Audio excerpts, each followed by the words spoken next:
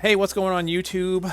You may have remembered a couple weeks ago, or maybe it was just 1 week ago, that I said I was going to be doing some more discussion videos. And in that first discussion video, one of the first comments we got was from today's guests. And so we've got Sinzar here with us, ready to talk about today's topic, which is going to be trials and where they've come from and how we've gotten to where we are. So Sinzar, go ahead and say hello for everybody. What's up, guys? Glad Gert could invite me. And yep, Trials, and then also recently Clash of Wills, definitely my favorite thing in the game. So I am super stoked to talk all about Trials. Yeah, I don't think anybody has any question that you are like the trial guy. And I feel like that has been brought up in other places as well. Like on, I feel like I heard Barrows say the same thing in the Global Exclusive podcast recently. You're the trial champ, and so it's fun to watch and listen to. And I'm excited to get a chance to talk to you about some of my favorite part of the game too is trials. So, yeah, glad you could be here. So where we are going, we're going to kind of be looking at the history of trials, and we kind of did a little bit of this in the events video, talking about where we've come from and where we've been and where we're going as far as trials go. And I don't remember exactly when the very first new trials came out, but the game did actually start with, if I'm not mistaken, did actually start out with some really basic trials. I'm going to pop up a little list on the screen here. At the very bottom, it says like Intakiv, the Intangier, Surging Menace. Like I feel like those were in the game right when the game came out, right? No, those were not actually. Those were not? The original Trials were actually in the far plane. It was the White Dragon, the Demon Chimera, and the Brachiosaur, and those were the first three Trials. I mean, it's hard to call them a trial considering they're basically like just a hard enemy. Mm-hmm. But if you were playing literally the first 2 months, they were a trial. Yeah, and if I remember correct, they didn't even have like requirements, did they? Like, or was it just like go in and beat the boss and get the item?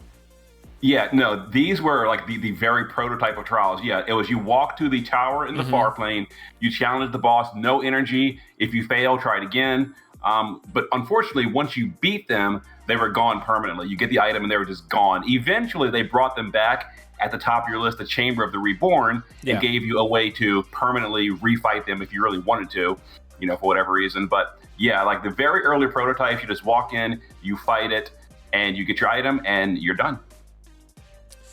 Did you do you remember that far back? Did you have a hard time with it, or were you able to pretty much just blow it up? They're going all the way back from day one of the game. There was cheese strategies. The way to beat White Dragon was Bioblaster. Yep. So you either had Edgar or the friend point unit. I think like the guy on the mech, Biggs, like the Final Fantasy VI Biggs, and you Bioblaster him. And if poison failed, you retreat, try it again. If poison landed, you hope it landed a second time, and you hope you can like barrage that last 40% away, and that was how you won. Oh man, the barrage meta, man, that is taking it back. I couldn't even get into the barrage meta for whatever reason. I couldn't manage to pull a Cloud of Darkness to save my life. Like it took me until she came out with her 6-star update before I could even get a Cloud of Darkness. Oh man, crazy. But yeah, so those very early trials, they were not that difficult, but the cheese factor was there. So then I guess I actually remember Attack of the Intangier being fairly difficult. That one at the time. Specifically, I think at that time I had started to make some like whale friends, and I think like the 5-star Lightning was out at the time, or was she 6-star? But in any case, she was like really overpowered, and if you had a whale friend, she could kill it in like 3 turns, and it wasn't too bad. By memory, this is going way back, so yeah. I could be off here. Yeah, well, I know Lightning was out by Halloween because people were using Lightning for the Halloween event. So that should have been around that time, yeah. I don't know. It's an old event. I don't have the dates of these events, but the early events, they were, I feel like just based on the number of units that were actually good in the game, that just made it hard. But like you said, you could have a really good friend and just kind of take care of it. That was kind of like the solution to a lot of these. For example, on your list on the bottom right, Attack of Antinola, I specifically remember that one. The entire strategy revolved around find a Terra friend and chain her fire skill and kill her on like turn 2 or something. And if you didn't do that, like you just left and came back another day. There was no like regular strat. I mean, I'm sure there was, but like no one did it because the one unit was the answer to the trial, and that was just what everyone did. Now, I don't remember exactly what.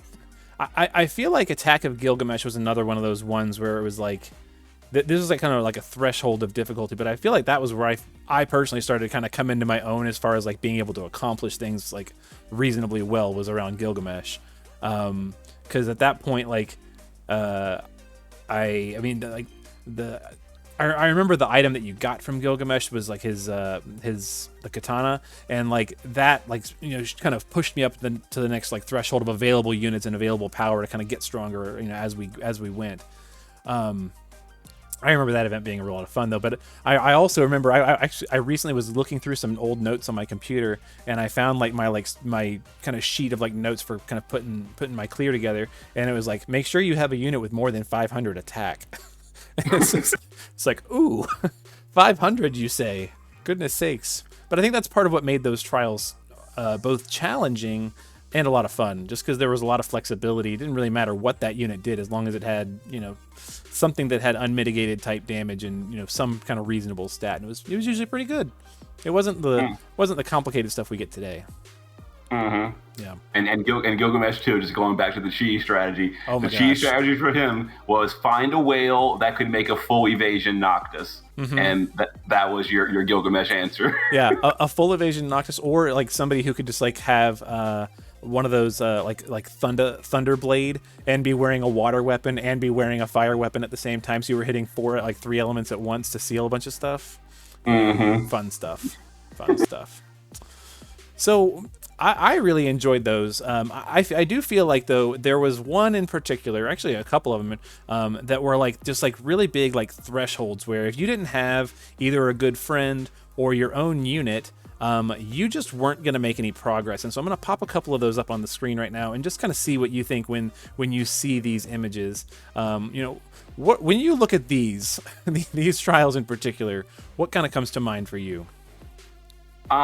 Scoring. So are we talking about the scoring version of all these, like the second coming of them?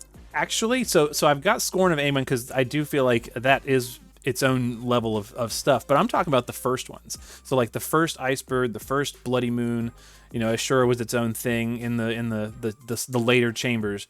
But I feel like these were all, for me, these were all like specific thresholds of like, I got stuck here when these came out. Yeah, by memory, you see, the way I remember it is the original version of all these fights, like Blood Moon, Glacial, etc. All of them, at least the way I always did it, they just revolved around like a cheese strategy. So the Glacial cheese strategy was Veritas of the Wind, and he completely negated the ambush, he negated all the attacks, and you literally would bring him and a unit and then OTK'd on like turn 3 with a fire weapon. And that was the answer to that. The Blood Moon, if I remember correctly, that one, the answer, because he has the mitigation, the answer was like to OTK it with Garnet summoning Bahamut, back when Esper damage mattered. And those, I didn't enjoy them as much, even though it was kind of a cool puzzle to solve and get the cheese in. Like the trials were literally like do your setup and like kill it on turn 3. And that wasn't satisfying for me. On the other hand, I absolutely adored the Scorn of the Blood Moon. That is like one of the top 5 trials of all time, and it's kind of some people kind of think I say that just to be contrarian because a lot of people don't like that trial, but that's just for me. The harder the trial, the more satisfying it is, with the asterisk of assuming it's a good design. For example, to skip far ahead, like Death Machine is hard but terrible design. I hated Death Machine. Right. But Scorn of the Blood Moon, that huge like 2-page chart, if you ever open the wiki, I made that chart.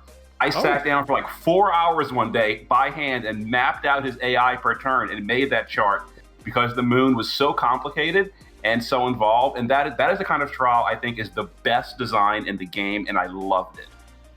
I didn't realize you made that. That's incredible.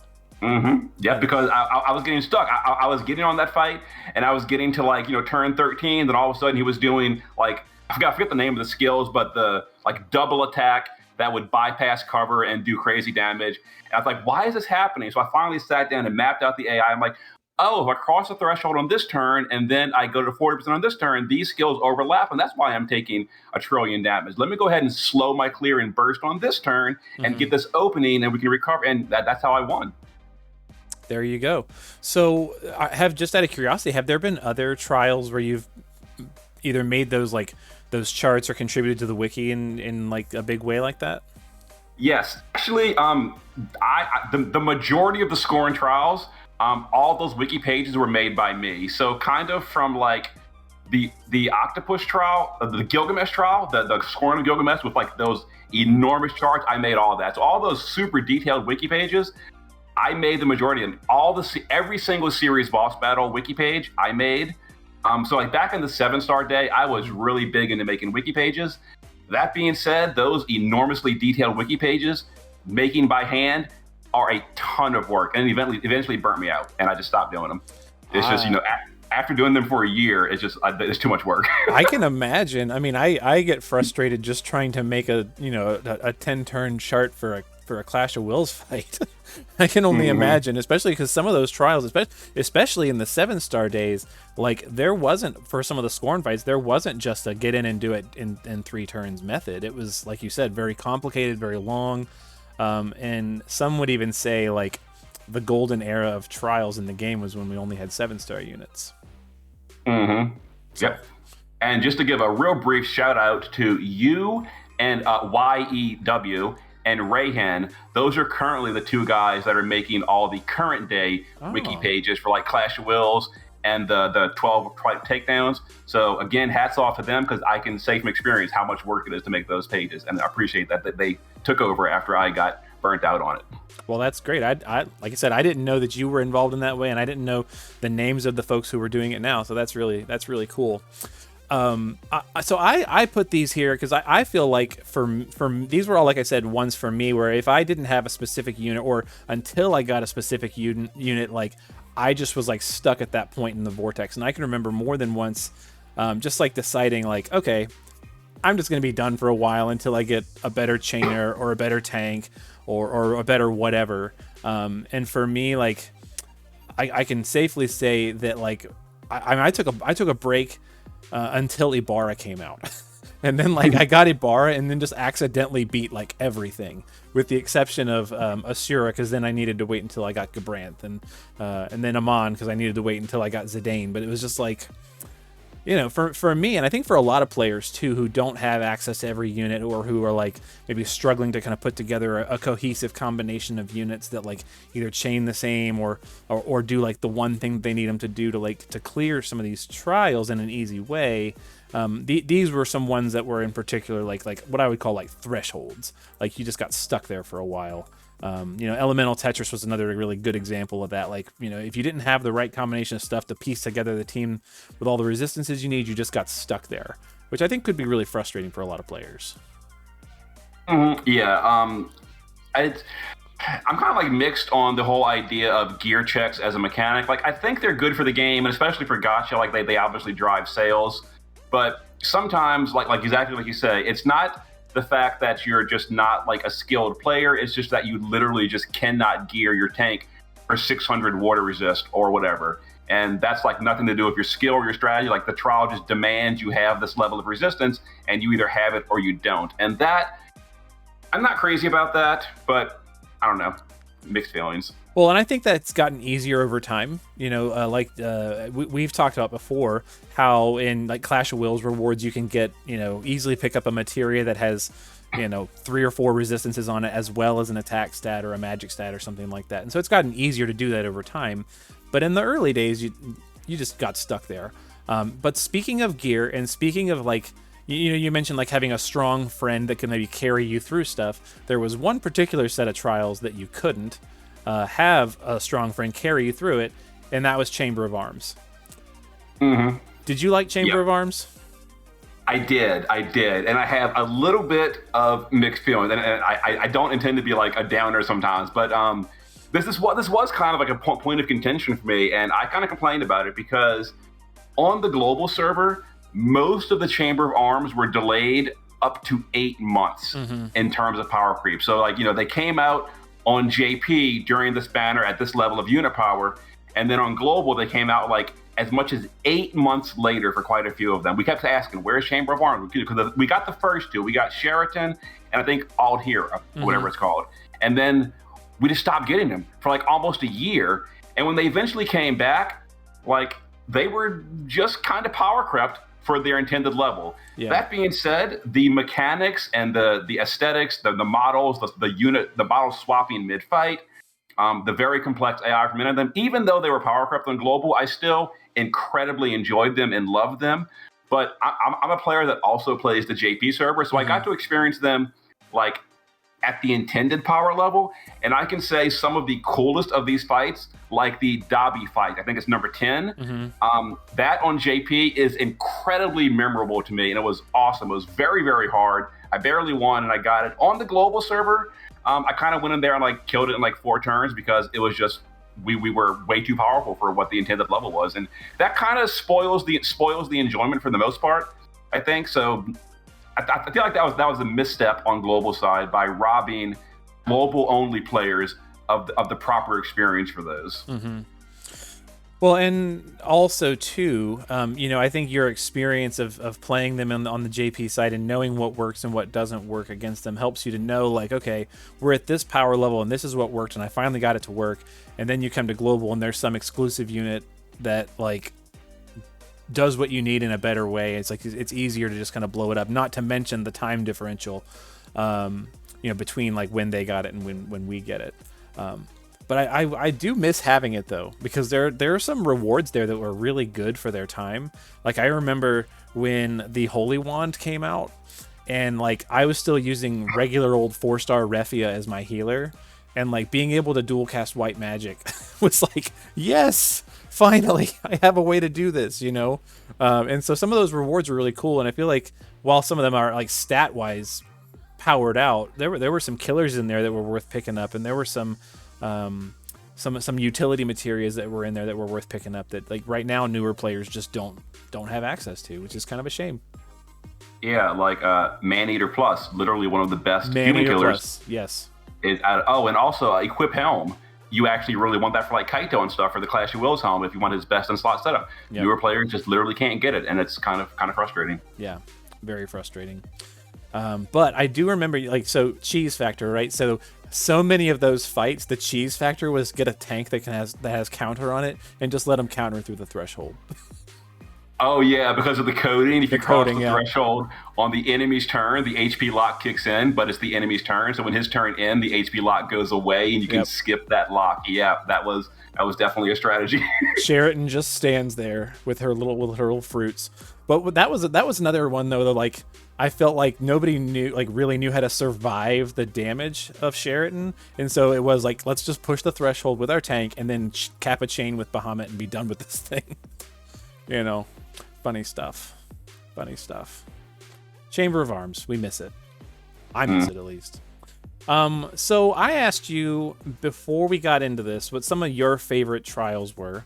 And you told me that one of your favorites, especially on the JP side, was this one right here. The Kefka, the serious boss battle, absolutely. Yeah. And this is again the whole delay problem. These came out so power crept on global. The first, I think, 2, it was X Death, and I think the second was, I forget who it was.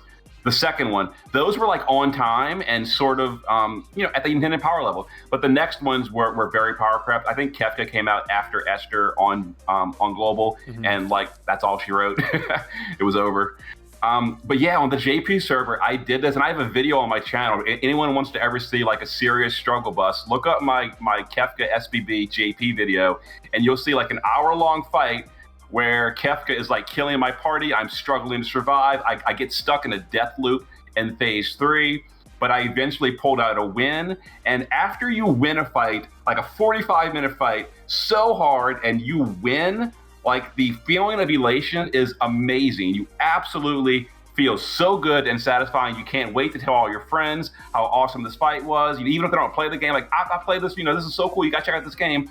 And I feel like that's such a good thing for the game just in general.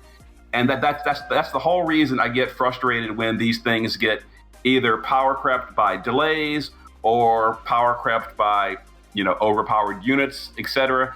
And I kind of wish these days they would adjust the trials for the global level of power so we could have, the intended experience, because I feel like that intended experience is amazing when you beat those hard fights. And we do have it in Clash of Wills, but I wish we had it in Trials too. Well, and I think we'll get to this here in a minute, but I feel like we're kind of going in a direction with some of the global content that we're getting, like you said, Clash of Wills, as you were just talking about, Chamber of the Vengeful, so I feel like we're headed there, but we're getting more there than we have been. There's been so many. I mean, how many times have you gone into an EX fight just trying to figure out, like, is this going to work, and you kill it on accident because you brought too strong of a unit that you were trying to just play with, Exactly. And it's kind of silly. We see a lot of that in the Facebook group where somebody will like show off a clear that had carton in it, and it's just like, oops, I killed it on accident on turn 1. It's like, well, that's carton for you, So the other one that you told me that you really, really enjoyed / had a hard time with. Oh, before I get there, I love the series boss battles because I liked the old theme musics.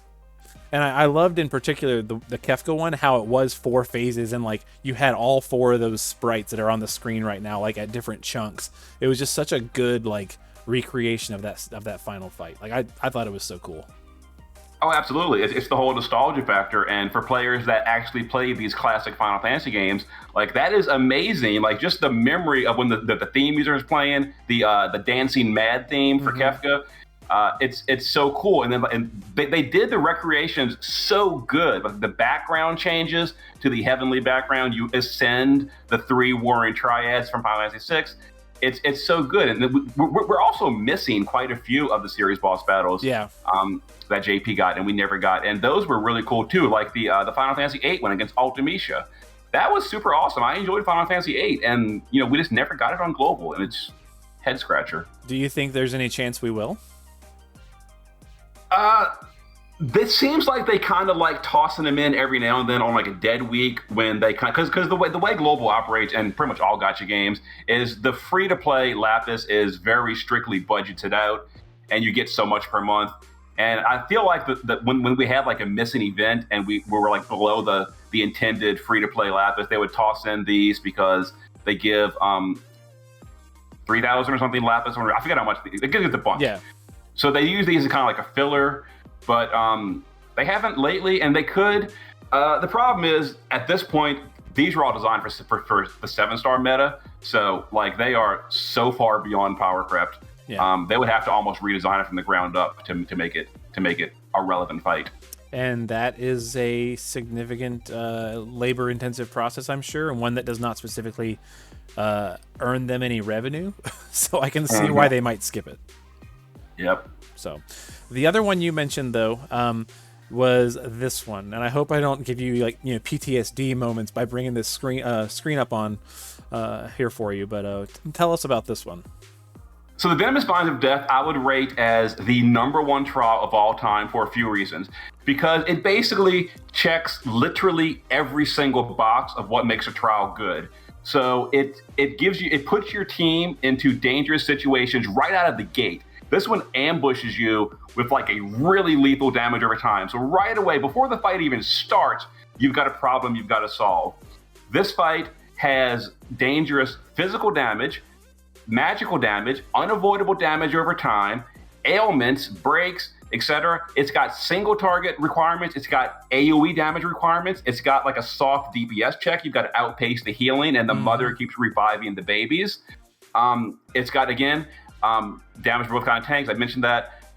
It's got most people don't really even realize this, but it's got mechanics where you've got like seal in phase 2 to stop the healing and all. Because most people, on global, we kind of like to kill it with Esther. But yeah, there's so many mechanics going on in this fight.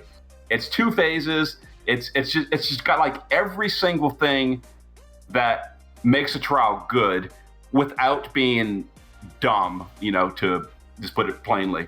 And I love it. It was incredibly challenging. Again, for me on the JP server, I've got multiple videos, including my like learning attempts. I don't have very many learning attempts. I've got learning attempts of this on the JP server when it came out, where I struggled and it was really hard. And after like 4 hours of work, not at once, but over the course of multiple attempts, I finally got a win, and it was awesome.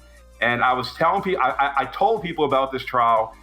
It's coming to global. It's gonna be so cool. It's gonna be so awesome. And it came after both Esther and Aldor King Rain, again, delays. He's not supposed to be here after this trial. He shouldn't have existed at the time the trial existed. And both of those, like, you go into phase 2, you use Rain's LB, everything's dead. You win. Yeah. And like, you don't even see the trial. And people are like, this was fun. This was like a one-shot. I'm like, it's not supposed to be. It was supposed to have pushed you to the absolute limits of your inventory, Exactly. Yeah. But didn't you tell me too that there was on one of your learning attempt videos, like you like went, it lasted so long and then you just like wiped? Yeah. If I remember correctly, from that video, it was because I lost track of the turns, and just like the Scorn of the Moon, the Venomous Vine's mother, her AI and certain turns, her skills all overlap. And I forgot that, like, on turn 12 or something, like, all of her big attacks happened at once, and I was supposed to use my tanks. I think it was Sacred Shield Charlotte. I was supposed to use her, like, 90% magic mitigation that turn, and I didn't. And all the attacks overlapped, and, yeah, dead. Everyone died. See, and I love that, and it's extremely frustrating when it happens, right? So I love when they're predictable and you can like account for all the stuff that they can do, and you like puzzle piece it together and like work it all out to figure out like, I need to do this turn, this turn, in this order and do all these things. I love that. And I also love when they incorporate a tiny bit, not like a lot, but it's like a tiny bit of RNG, where it's like you've got everything planned out, but you could still lose it because of, because someone rolled a 1. I enjoy that a little bit. It's frustrating, but I love it a little bit. The Shinryu trial is the epitome of RNG done right, in my opinion. I love the Shinryu trial as well. That is a fun one. So those were the ones that you kind of told me that you really liked, and so thank you for sharing. Now, so you said, that in JP it was a lot harder just because of what was available and what we didn't have. So okay, good stuff. So I'm gonna go back to our list here, and other than like we've talked about, Reborn, Fallen, Chamber of Arms, Indignant, and Vengeful are kind of in there. Series boss battles. What about Chronicle fights? What is your take on how we get Chronicle fights that are like permanently in the vortex? These I don't love because there's one of two options. Either it's an unlocked Chronicle, which means you just take whatever you want, Cardin, Esther, kill it on turn 1, and even in JP you just take Knight's Grandchild or whatever you want and overpower it. Or it's the series locked ones, and for those, the fights aren't interesting. Like, for example, the Final Fantasy Type 0, the Vajra fight. Yeah. It's like, you either own Kurosame Neovisions or you just come back for the turn count mission later. Yeah. End of story. It's because the options are so incredibly narrow for some, not all of them, for most of them though. It's like you either have the 1 or the 2 Neovisions DPS units of this series, or you just don't do it. Kind of like the Final Fantasy VI one early on. Like, it was like you either own Terra or you come back for the turn count mission when you eventually off banner Terra. Later on we got more Final Fantasy VI units, and like I think Cyan can do it as well. But I'm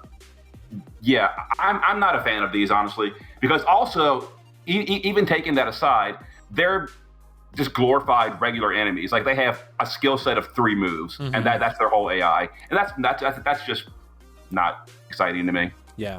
Well, and to me, I think the really controversial one was the Final Fantasy IV one, because I remember at that point it came out with the Kanan Rydia banner, right? And because it was on that same banner, and we didn't have NVA, Barbarisha, Rubicante, like your option was Kain or Rydia, and like that lasted what, 2 or 3 days before they hotfixed it, and then it was all of a sudden a joke. Yep. Yeah, that's exactly the thing. It's either you have those units and you don't, And even if you did have them, I think Kane even couldn't do it in the turn count because he's like a single target unit. You needed AoE. I don't think Kane could. Like, that one was really designed for Barbarisha, who was literally the free unit of that event in JP. So everyone had her, and everyone could do this. And it was like, just, you know, it was an interesting fight. But because Global skipped her, it caused, exactly like you said, the big drama problem. They had to hotfix it, etc. And it was just a big headache. Yeah. Would have been nice. Haven't those units have been promised to us, right? They did promise they're coming. Still not here yet. It's been like 6 months, maybe more. I don't know. They're on the way, I guess. I mean, I feel like as somebody who likes to play with budget options, I feel like the wait has been worth it for Medina, especially now in the advent of the Dazzling Demoness card. But you know, I don't know. Maybe they will be worth it. Maybe they won't. Who knows? I'm a little curious, but I mean, I like stuff like that. So permanent Chronicle fights, they are what they are. I think for me, outside of Clash of Wills, like the fun stuff, and honestly, the fun stuff has watching you do this has been a lot of fun. Is the 12 types fights, especially the most recent ones, because you know, you've got your easy way to do it, and then you've got this other way to do it, and then you've got this other way to do it, and then it's been fun to watch them all come out. As you've been kind of like, maybe it's because we had some slow weeks and you had some time on your hands, but like seeing you like do the Gloomwing only with JP units, for example, you know, it was fun to see you try to do it. And so I love these because I like the fact that you can make your own killers and you can like make as many as you want, and I just think they're fun. You mentioned Death Machine was dumb. What do you feel about the other ones? Gloomwing was fine. Again, it suffers from global power creep. This one, the power creep wasn't delays. It's on time. It's where we should be. It's just that the level of power on global has been spiking dramatically compared to the JP server. Yeah. Like on the JP server, I couldn't even do this until Neovision's, or in the turn limit, until Neovision's Titus came out. Like still 1 or 2 months away from global. I couldn't even do it until then. On global, I have literally done a 3-turn clear with Starlight Elena because the global power creep is that high. Yeah, it's insane that we are so power crept. So the ones upcoming, there's a couple of them that I feel like are really cool designs.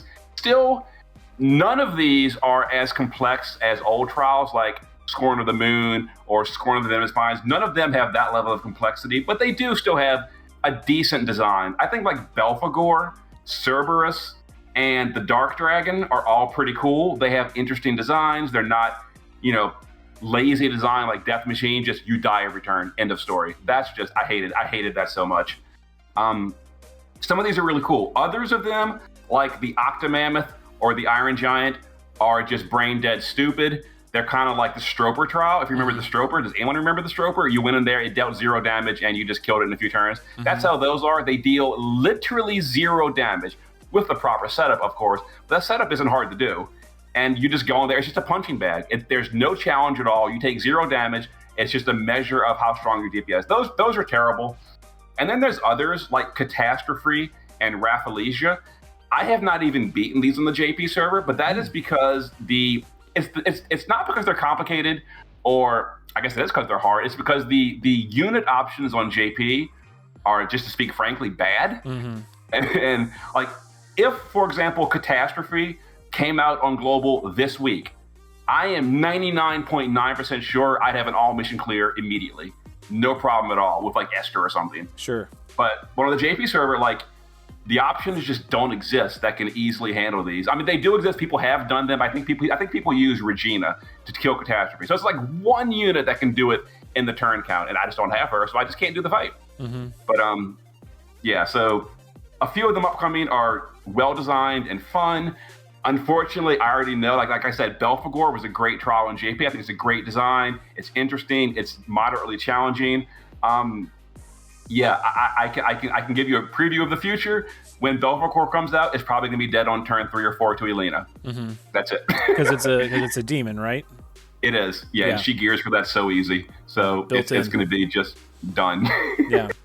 And so, you know, when it comes to actual trials, and stuff in the vortex that we can predict. All we really have left is 12 types trials, right?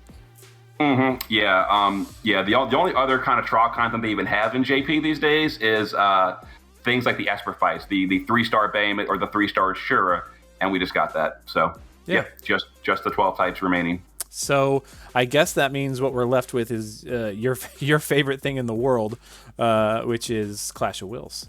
I will say though, for the upcoming stuff, coming in August, so very, very soon in the JP server, they are redoing the Chamber of Arms. So they are updating it for NeoVisions, and we don't have any specific information. They just said on a JP stream that the Chamber of Arms is being revamped, and that's going to be what's coming next. Because on JP, we have gone through all 12 of the races, and we had the last one in July. So the next month in JP does a trial for a month. So the next trial in JP is going to be starting up Chamber of Arms again, which I am super hyped about, but we don't really have any information other than it's coming. That's awesome. And hopefully with like advanced versions of all the weapons and stuff. Yeah, it could be really cool. That's really neat. That's really, really cool. We'll have to keep an eye out for that one. Now, as far as what we know, theoretically, we're going to get, we know Clash of Wills being what it is going to keep on coming to us. And now, I think the thing that I'm really interested to start diving into, and a little nervous to dive into too, is the new updated Chamber of the Vengeful. We just got the Morgana fight. I've heard it's a little tough. Heard she's a little bulky. And I mean, what's your take on it so far? About how difficult it is compared to like Morgana in Clash of Wills. She was definitely updated and changed for the Chamber of the Vengeful version. It's good and bad. On the one hand, it is incredibly challenging. Absolutely, I spent a long time figuring it out. I eventually got a team that got the all missions done, but it is like so hyper specific. I mean, you just need that core of 5 units, and like basically no one is replaceable other than maybe like one of the DPS. And you just need that. And it's not that you need that to get the turn count in. You just like need that to win, because the way the fight is designed, every 5 turns, she gains a permanent unremovable defense buff, defensive spirit, and it gets more powerful as the fight goes on. So if you start going to like turn 15, you're going to start basically just not dealing damage, and you just lose. And that's like a short time limit. So you need very specific units. I have gotten my farming team down to a core 5, and I can rotate 1. I've been doing that to get the 18 turn count, the 18 unit mission in, and that I don't love that. I don't love, because it's tedious. And once the trial is figured out and beaten, like I'm literally just doing the same thing with the same 5 units while one tag along is just like there to cheer. Yeah. And he's not really even doing anything. Yeah. And it's just tedious. And I don't think the multi-unit design works so well for a fight that is this tightly tuned. I think the tuning is amazing and perfect for a one and done trial. Yeah. Like go in there and beat it. It is so good. But if they want me to go in here with like 18 different units and maybe in the future even more, maybe the tuning shouldn't be so extreme, because I really just can't rotate more than 1 unit at a time, right? And still get a win. So I think I saw in your 5-person clear, I think you took Chow, right? Yes. So like you can't just say like, okay, well I took Chow on this time. I guess the other magic tank I want to try and take is Maeve. Like that's just not going to work as well, because Maeve and Chow are completely different. It's not going to work because the boss does something called Ghastly Nightmare. It's an unavoidable kill your tank move. He does that early in the turn and then follows up with a lot more attacks. The reason it works with Chow is Chow takes that, dies, re-raises, and auto covers when he re-raises and continues to cover all the attacks. Maeve would re-raise in the base form, which is physical tanking, and it would not work. And somebody who had Maeve would probably know that, but I don't. So there you go. But yeah, no, that's a shame, because I did really like that about the old Chamber of the Vengeful. In fact, I remember a video you did around the time Neovision's Terra came out, that was like, just use Terra and swap out 5 people at a time and get this done very, very quickly. And obviously you don't want it to be that level of easy, but you also don't want to do this fight 16 times because you're swapping out 1 unit at a time. Exactly. I think the way it should have worked is because the Pro and the Elite version they're still, I mean, the lowest one I think is Pro, and that's if you're a powerful veteran, you can OTK it on turn 1 or turn 2. That's fine. But the other one it's a good challenge level. It's hard. I think you can't OTK it. You need to do like a few turns. It's not super hard. But that one, I think the tuning is perfect to rotate units in. That one, it's not so extreme. You're locked into a party.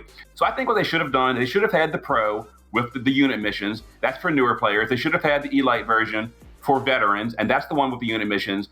And they should have had the Legendary as a single standalone fight. You go in there, 1 clear. You're not intended to re-clear the Legendary version because it's just tedious. That's all there is to it. And that leaves like a sour taste in players' mind about, oh, I hate Chain with the Vengeful because I had to farm this 30 minutes per fight 18 times. I can only rotate 1 unit at a time. Sure. And that leaves like a bad taste in players' mouths. And I guess this question has to do with the rewards for it. So the rod, right? Which I feel like it's a very nice free rod that they give out. It's not like super extreme powerful, but for some units it makes gearing them for true double hand magic very, very easy. But to get that, you have to do the hardest version, right?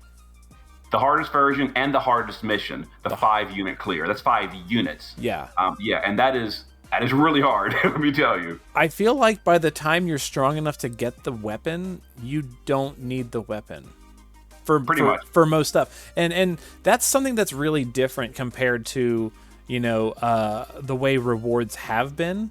A lot of these type of rewards like that I've just popped up, they were like useful when you got them, especially when it came down to like the next trial that was coming out. So like, the trial would give you a sword that had bug killer on it, and then the next trial would be a bug boss, or something like that. Or it was like, the most powerful sword in the game is like, the one that the next sword we get is going to be, a little bit stronger, or it's going to have a killer on it or something. It's going to be kind of like gradually getting better. Whereas I feel like this is just the first one we're seeing, but like I just feel like that rod, by the time you can get it, you don't need it. And that's unfortunate when it comes to rewards, because to me, as somebody who like, was looking to trials to get gear, those rewards were useful. Yeah, I do agree. The rewards from trials were amazing in the past. I think if I were to speculate, I think probably the reason they stopped doing these awesome rewards is kind of because it obsoleted a lot of like unit gear. For example, like the STMR on Lightning, this great one-handed sword. It would come out and no one would care because the ancient sword on the screen is the same thing with killers on it. Yeah. And that was just like a really common thing, like lots and lots of unit gear no one would care about. Like the katana from Gilgamesh back in the day, and then like other units like, like Mizuki or whatever. I'm just making up stuff. But yeah, like no one would care about that TMR because you could just go get the free Genji blade. Like that. So I feel like that's maybe why they stopped. But I do think that every now and then they should add just sometimes a really good piece of gear, and they do kind of like this rod is it's not the best in the game, but it is still pretty good. So I'm glad Global is doing that, but I can also kind of sort of understand why they maybe stopped making so many pieces of gear that are so good.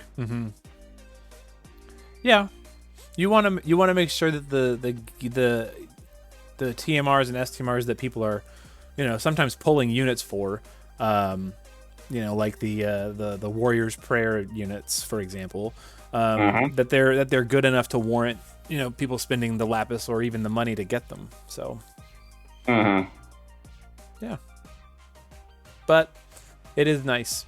What are some to kind of continue the theme of like if Changer of the Vengeful was to continue putting out weapons like the rewards we're getting this month or with this Morgana trial, what else would you like to see as trial rewards? For me, I would love unique items, meaning something that is too powerful to be infinite access, like STMRs and all, stat sticks, that kind of stuff. No one cares if you pull 7 copies of Chizuru and you have 7 of her STMRs. Whatever, it's not really a big deal. Something like the Reflect Ring, they are never going to give us an infinite source of Reflect Ring, but having just 1 copy from a trial, or the Irony's Ring that gives any unit quadcast, that kind of unique utility is amazing as a one-of, and that is absolutely the best kind of trial reward, is unique utility gear. So I think Reflect Ring is probably the best example I can give. That is such a powerful effect that would be game breaking if you could gear your entire party on that. Just imagine. But like just having 1 copy would be great, and make it permanent too, so people don't freak out about limited stuff. Oh, I accidentally sold my equipped sword materia, something like no. that. Yeah. No, I didn't. I still have mine. But you hear that kind of stuff a lot. Well, I hear that kind of stuff a lot. Especially as I definitely don't make as many guides for trials or fights as you do. But when I do, it's inevitable. I don't have such and such unit. What can I put in there instead? And it's like, well, for Reflect Ring, there's nothing that does exactly that. There's other sources of Reflect, but nothing that's going to be that efficient. And it's just like, it's kind of a bummer. Yeah, that is the kind of thing that would be the perfect permanent trial reward as a one-of. Cool. So unique utility items is your request. Yes, yeah. Things like the armor and just pure stats with killers, whatever. That I think should stay as unit STMRs and all that. But utility stuff would be the best trial rewards. Yeah, I think that unique utility stuff is a great option for the Clash of Wills gear too. So I feel like this current batch of upgrades for the ring, most of them are kind of like whatever. But the one that does evoke damage and LB damage and jump damage, that's kind of neat. It's nice. Yeah, that's good. It's neat to have the option. The one that I would say is actually more unique-ish is the one that was taken out of the game temporarily, the Flag Bearer's Ring, because that one gives you AoE morale per turn. Well, it gives you morale depending on how many party members are alive per turn, and that's really cool. I think that kind of stuff is awesome. That being said, I'm probably not going to craft it because the Magister's gear is just too strong, but I would prefer that as a standalone item. Don't make me choose between utility or just raw power. So that should be its own individual reward, and I would have loved that. Yeah. Kind of maybe like how we got there was the ring that we got for the anniversary, the prize memento ring or something like that, or the prize memorial ring, something along those lines. That would have been really cool. But yes, yeah, okay. Any other kind of specific unique things that you wish you could just give to a unit? Chaining frames is always great. Global's been giving them out for free, but things like the Eye of the Dragon or the Lightning Fast, whatever, the one that give Extreme Nova frames, or the older stuff I forget what it's called, but the fan that gave Chaos Wave Awaken frames, or the Katana that gave Bolt and Strike frames. That kind of stuff is super awesome in my book, and I would hope to get more of that. They've kind of been giving more of that with Blue Wave and all that these days on STMRs, but just more options for easier chaining on my support units would be great. Because as an example, a unit that people kind of make fun of, even though his power is not great, but Eldrin, people just literally can't use Eldrin because he chains Absolute Mirror of Equity, and no one in the game these days chains that. But if I could give my Kresnik a triple cast Absolute Mirror of Equity item, maybe I could use Eldrin. Now you could bring out Awakened Dragon Axstar, and he could chain Absolute Mirror of Equity for you. Oh, that is true. And he just got 1,000 more attack from with the his free card. 1,000 more attack. Exactly. There you go.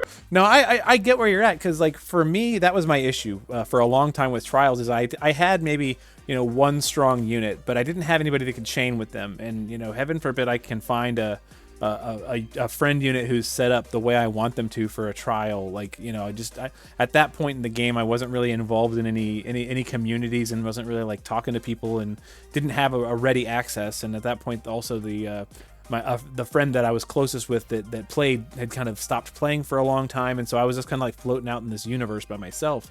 And so that was really hard. But like to back then have been able to have given anybody Chaos Wave Awaken frames with the Arc Arcana Rod, for example, would have been super useful to be able to chain with my Ibarra.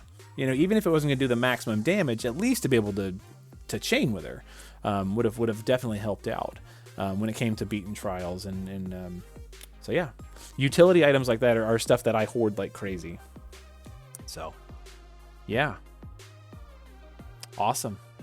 Last thing I think we should touch on is Clash of Wills. Are you? I know you've done some good stuff with this Clash of Wills. Did you enjoy this fight compared to some of the other ones we've had? Okay, so this Clash was a little bit weird because when it first came out, when it very first came out, it was bugged entirely. Like you couldn't even get it because it crashes the game. Bug trial is bugged. Yep. Yeah. So the first day we couldn't even do it. Then the next day, early morning, they released it and it worked. And we went in there and I live streamed the Clash of Wills for about 2.5 hours, just banging my head against the wall. It was impossible. It was literally impossible. And as we found out from news a few hours later, it was literally impossible. There was a bug. They increased the defense way too much. And that's why I was dealing basically no damage. No one could deal any damage. And they hotfixed it again. So after the second hotfix, now just to be honest here, it feels too easy. It feels too easy. And it is still technically speaking bugged because it is also causing death every turn, which is not supposed to be the case. And that bug still exists. It may or may not get fixed. But thankfully, that one can be worked around, whereas you can't work around the boss having 6 billion defense. No.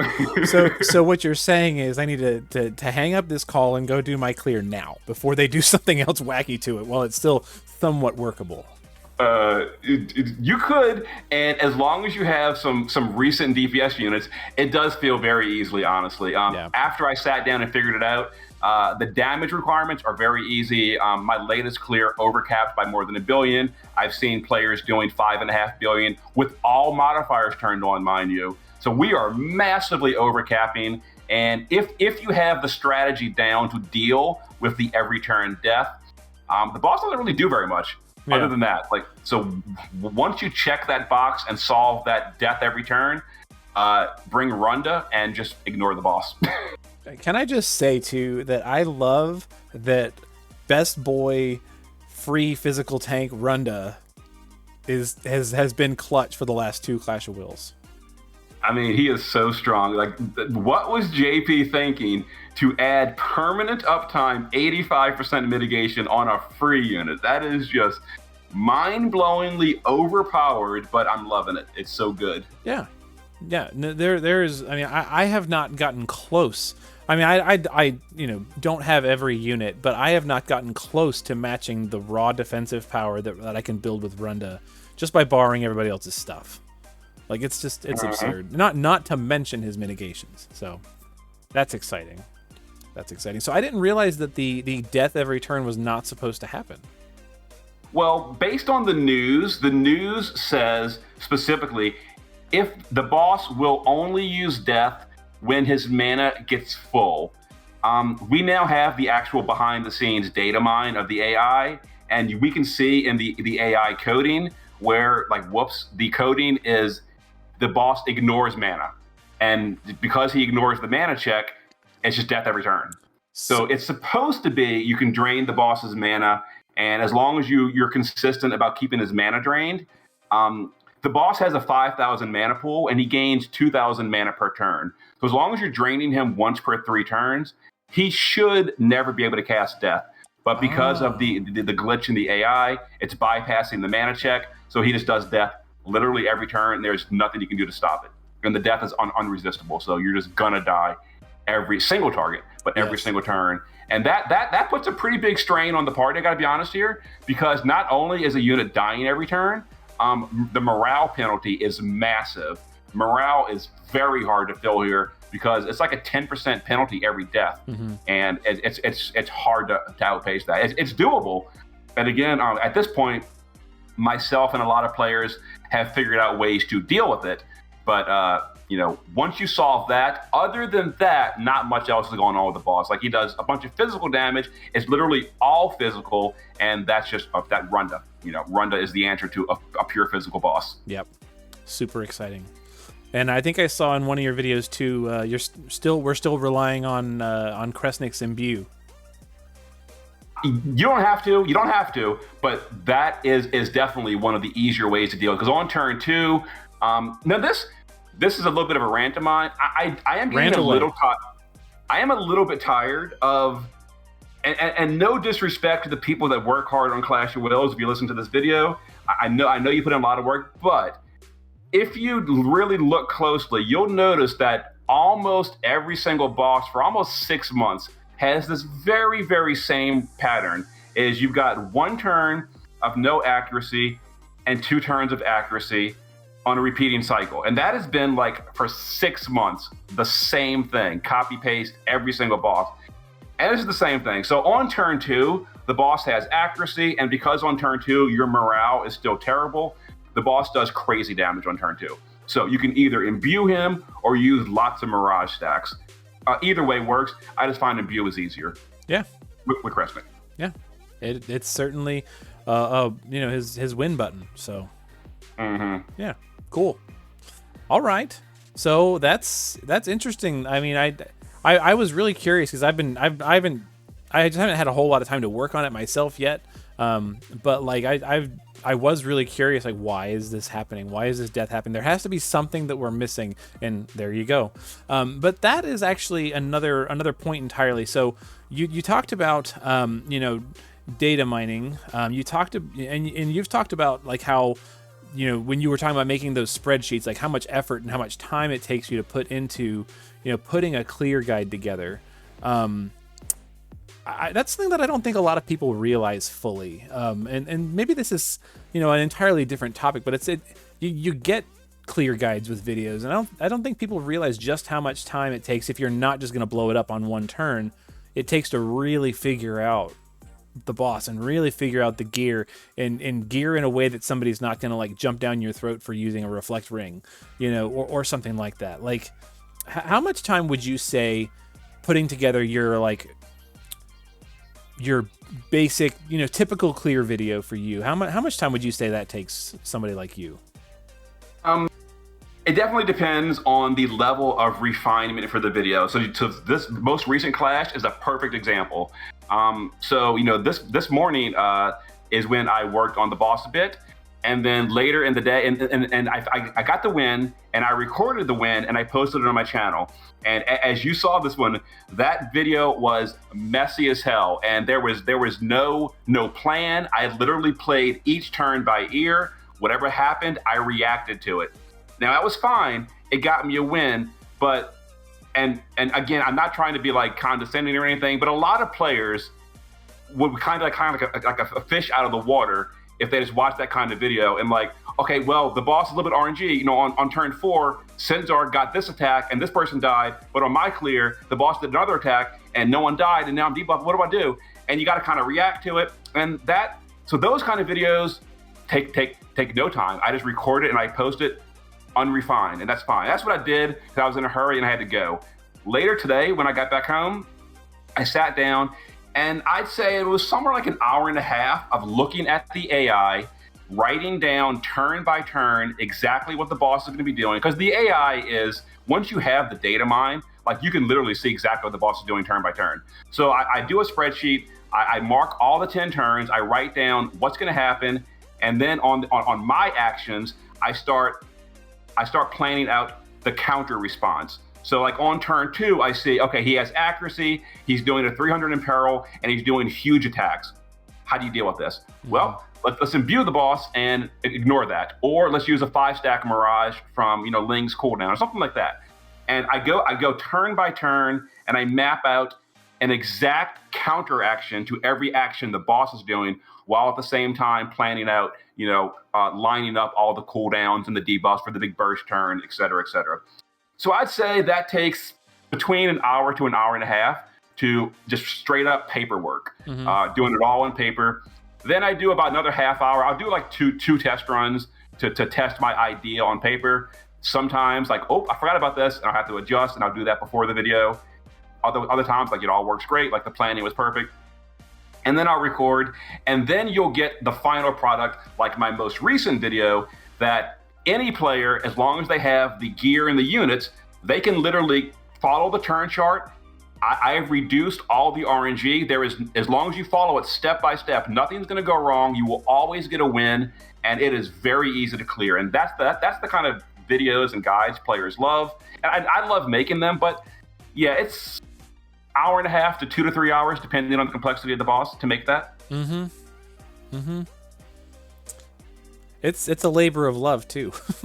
And people do love it. People love the stuff that's out there. My viewer base, I wouldn't say everybody in my viewer base, but the audience that I try to aim for is newer players. And so a lot of my videos there's a lot of explaining that goes on. I did one recently, and I sent you this one. It was the my fixed party trial clear for the unofficial anniversary. And because I'm talking through what I'm doing and why I'm doing it, it took an hour and a half to go through a fight that really should have only taken me about 20 minutes. And it's a very complicated thing sometimes to do that, and it does take a lot of it takes a lot of work, and it takes a lot of effort to not just think through it, but to also actually sometimes just record it, because sometimes you're like me and you stumble over your words nonstop and you say dumb things when you're trying to sound really cool. But who knows? But I mean, okay. Last question I'm going to throw at you, because I think this is an interesting one, and I think we're probably going to have the same answer. Is there a Chamber of the Vengeful fight for upcoming, theoretical Clash of Wills bosses coming back? Is there one that you don't want to face? Oh, so a Clash of Wills boss that I didn't like. Yeah, so if we were gonna get one, if they're let's devil's advocate, let's just say they're gonna give us all of them in the Chamber of the Vengeful eventually. Which one are you looking forward to the least? Okay, so probably something like the Exterminator, because it's borderline the same as those Chronicle fights, where the Exterminator was probably the most basic brain dead clash we have ever had.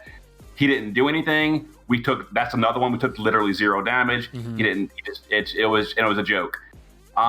That is just not going to be fun for me. I mean, it'll be free loot. That'll probably be a very popular one, because people are going to go in there. They're going to get all their unit clears, no problem at all, unless they change the boss, of course. But that for me is not fun. I enjoy the challenge of it. But if I'm going to have to answer one that I didn't like because of the design, I guess it would have to be Threshin. Because was it Threshin? The one with Chromatic Wave. No, that was actually Aldebaran. Yes. Yeah. Because that was frustrating on just a pure frustration level, where you literally just wasted an orb every time until you had 5 turns in a row where the boss never did Chromatic Wave more than X times. Yep. And that was not fun. That was frustrating. And if that comes back in the Chamber of the Vengeful, where I'm literally just dumping 30 energy per attempt because, on turn 4, he decided to do 7 Chromatic Waves. That is not fun, and I don't want to do that again. Yeah, that's my answer too. It would either be that one, or the other one that I thought was really just kind of annoying was Mortarim. The undead stone one. The castle. And that one was really only annoying because the opposite was true. So back then I didn't have Kresnik and I didn't have Carton, right? So if you had Carton, that you just did the make yourself absorb dark damage constantly thing, and it was not an issue. But I didn't have that option, so I still don't have Carton. But something like that coming back, where it's like there's just like one cheap trick to beat this boss. You know, and if not everybody has it, then it's just not a fun time.